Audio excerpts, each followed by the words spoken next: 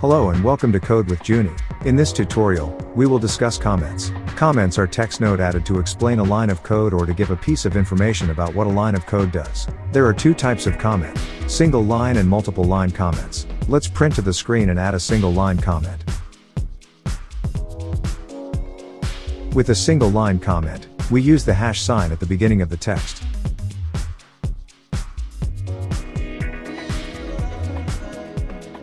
This line is ignored when we run the program.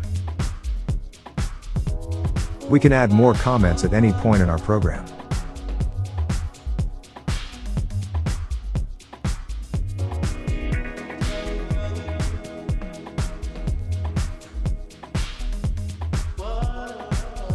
Now, let's talk about multiple line comments. This can be done by using 3 quotation marks at the beginning and at the end of the text note.